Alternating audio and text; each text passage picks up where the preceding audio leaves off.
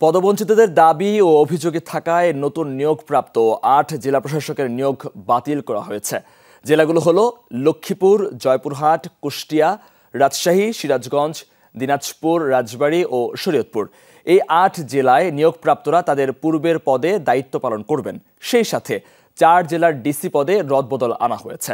দুপুরে সচিবালয়ে এক ব্রিফিংয়ে জনপ্রশাসন মন্ত্রণালয়ের সিনিয়র সচিব মুখলিসুর রহমান এসব তথ্য জানান। তিনি আরও বলেন, ডিসি নিয়োগ নিয়ে সচিবালয়ে মঙ্গলবার যে হট্টগোল হয়েছে তা অনাকাঙ্ক্ষিত। এজন্য এক সদস্যের তদন্ত কমিটি গঠন করা হয়েছে।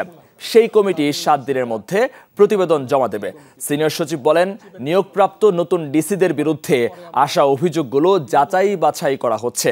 ব্রিফিংয়ে জনপ্রশাসন সচিব বলেন, ৭ সচিবের পদ শূন্য আছে, তা দ্রুত পূরণ করা হবে। মুখলিসুর রহমান আশা করেন, ৫১ জেলায় ডিসিরা যোগ দিলে প্রশাসনের শৃঙ্খলা ফিরবে। প্রতিবেদন রিপোর্ট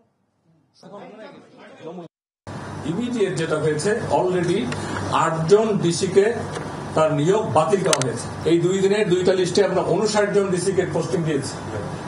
এন্ড বদলি, প্রমোশন এগুলো হলো চলমান প্রক্রিয়া। দর্শক, সচিবালয়ে আছেন আমাদের সহকর্মী আলমগীর স্বপন, যাচ্ছি তার কাছে। স্বপন, সিনিয়র সচিব আর কি বললেন? তার ব্রিফিং এর পর চলমান অস্থিরতা নিরসনের সম্ভাবনা কি তৈরি হলো?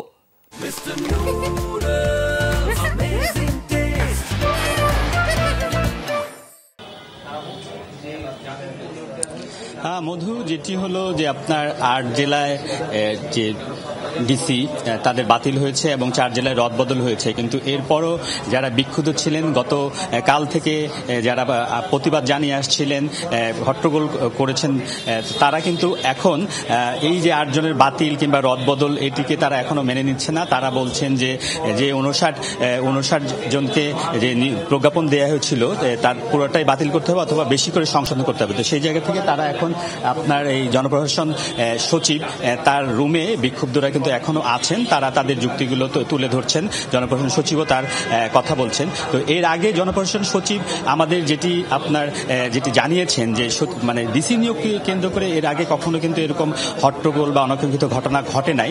সেই জায়গা থেকে কেন এই ঘটনা ঘটলো, সরকার এই যে কঠোর অবস্থান যেতে চায় সেই জায়গা থেকে, এবং এর পাশাপাশি আপনার যারা এখন নিয়োগ ৫১ জন যারা মাঠে কাজ করবে তাদের বিরুদ্ধেও যদি কোনো অভিযোগ থাকে সেটা যাচাই বাছাই করা হবে। এবং সেই জন্য এক সদস্যের যে তদন্ত কমিটি স্বাস্থ্য সচিবকে নিয়ে, তো সেই কমিটি কাজ করবে। ৭ দিনের মধ্যে তারা রিপোর্ট দেবে। এর ভিত্তিতে তারা হলো যারা ক্ষোভ জানিয়েছে বা হট্টগোল করেছে তাদের যদি কেউ দায়ী থাকে সেক্ষেত্রে তারা ব্যবস্থা বা সুপারিশ থাকতে পারে।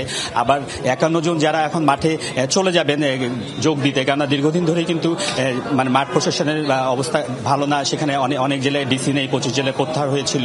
তো সেই জায়গা থেকে তারা মাঠে যোগ দেবেন। যদি এদের মধ্যে থেকে কারোর বিরুদ্ধে সুনির্দিষ্ট কোনো অভিযোগ থাকে, বিগত সরকারের সুবিধা অভিযোগ থাকে বা কোনো অনিয়ম অভিযোগ থাকে, সেই তদন্ত কমিটি সেই সুপারিশ করবে। তার ভিত্তিতে যদি সেই ৫১ জনকে বাতিল করার কোনো সুযোগ থাকে তখন তারা বাতিল করবেন। কিন্তু এখন যারা নতুন ৫১ জন যারা আছেন, যাদেরটা বাতিল হয়নি, তারা মাঠে কাজ করবে মাঠ প্রশাসনের শৃঙ্খলা ফিরিয়ে আনার জন্য। এর পাশাপাশি তারা প্রধান উপদেষ্টার সাথে যে সব ডিসিদের যে ব্রিফিং এর যে বিষয়টা সেটিও মানে জানানো হবে কখন ব্রিফিং হবে। মধু, স্বপন, আপনাকে ধন্যবাদ, বিস্তারিত জানাচ্ছিলেন আমাদেরকে।